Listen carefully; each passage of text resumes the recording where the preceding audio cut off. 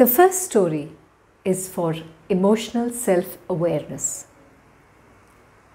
In a village, there lived a little girl called Alicia. Alicia had lost her mother when she was just an infant, and a child without a mother was considered unlucky in the village. So the village folk gathered together and forced her father to be married. He chose wisely.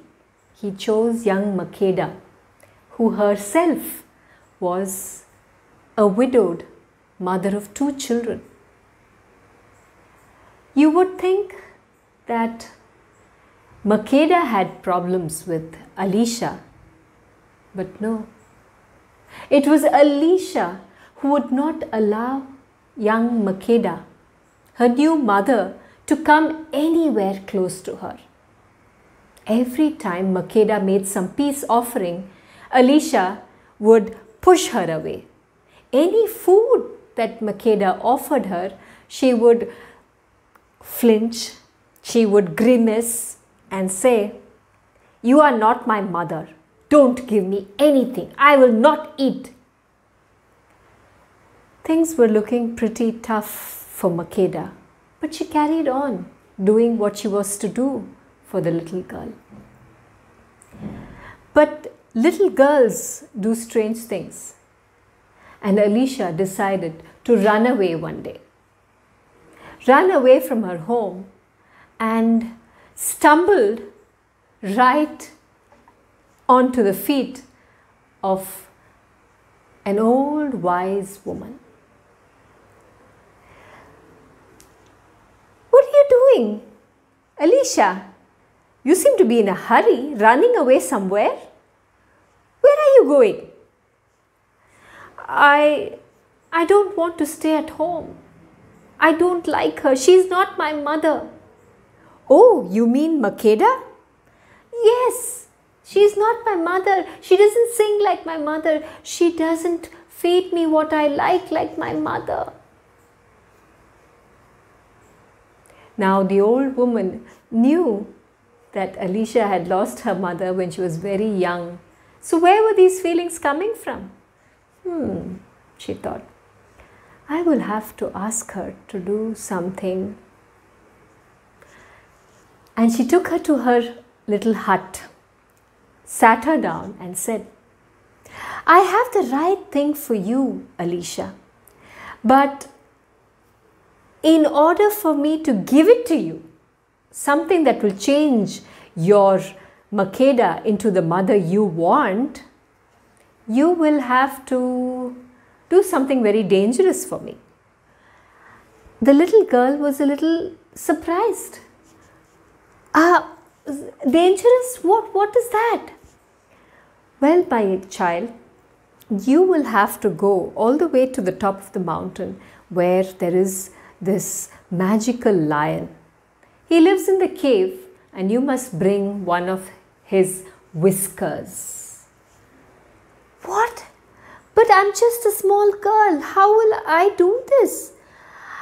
To go all the way to that hilltop, and then what?" "Well, once you bring the whisker, I will make a potion, a magic drink for your Makeda, and make her into the mother that you want." "Really?" "Well, only if you get me the magic whisker from the lion." Now little Makeda, little Alicia sat thinking, how can I? Then it struck her. She had seen so many animals in her village raised by people. They always tamed animals by feeding them. That's what she would do. So she decided to pack a little cloth with meat for 3 days, 3 pieces of meat and an extra piece for herself. And she set off to climb that little hill.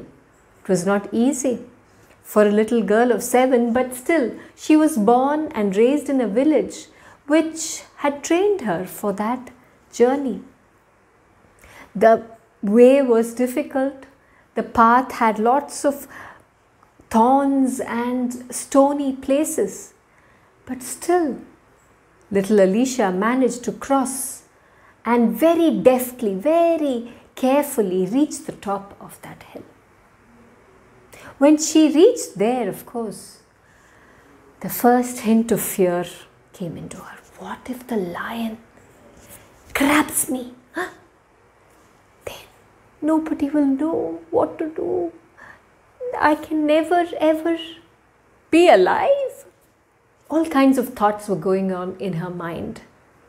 But then she decided to quietly place one piece of meat right outside the cave that she saw, which she knew was where that lion lived, and quickly climbed a tree, waiting for the lion to come. And it did come, majestically walking, sniffing the air.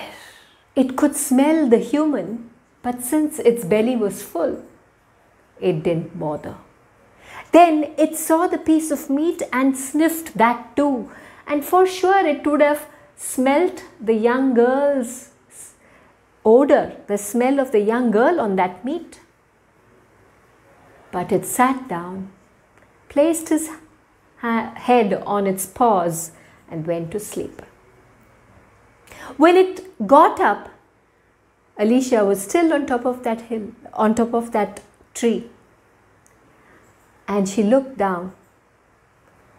The meat was gone. The lion had eaten it. Wow! The plan was working. She waited on the tree, eating her own piece of meat for the next morning. When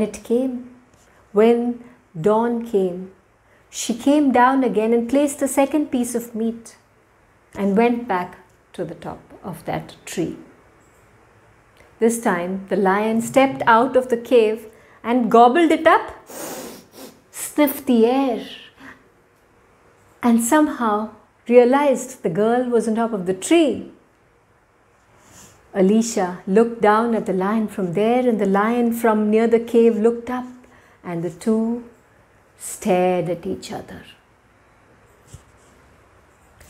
Then Alicia waited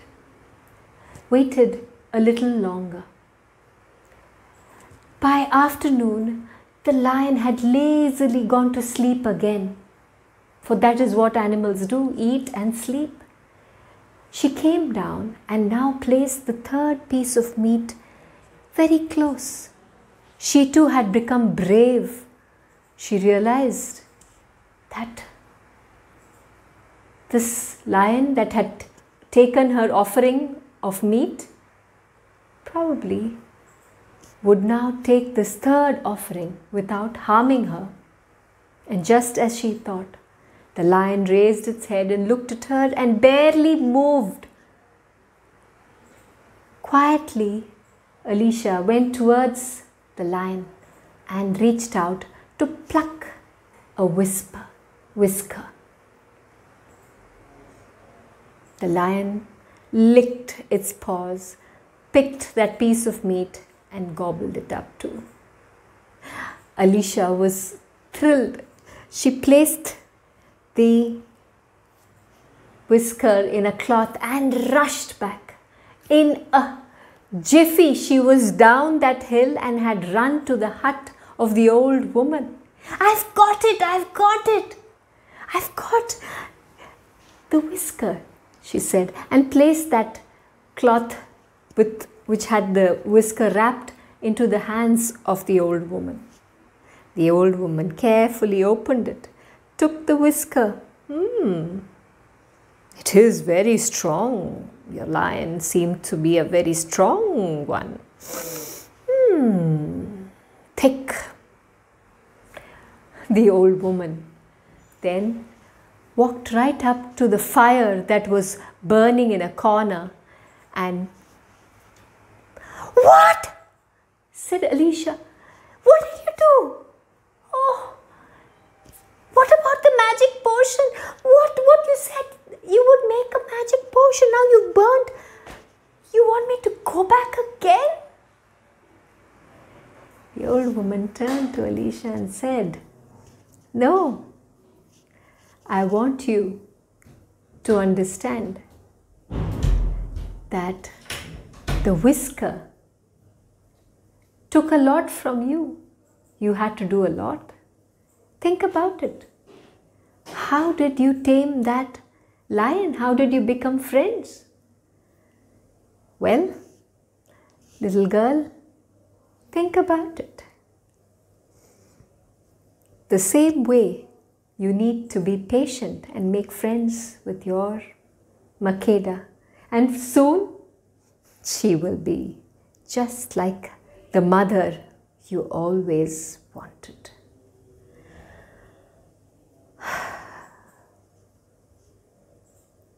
Elisha went from there, thinking a lot about what the old woman had said.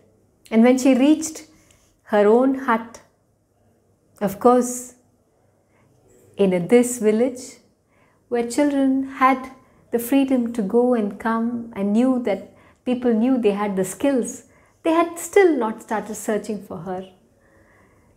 That night, when she sat down and Makeda came with a bowl of her favorite soup, Elisha smiled, looked at Makeda, the same look perhaps that she had given the lion, the look of friendship.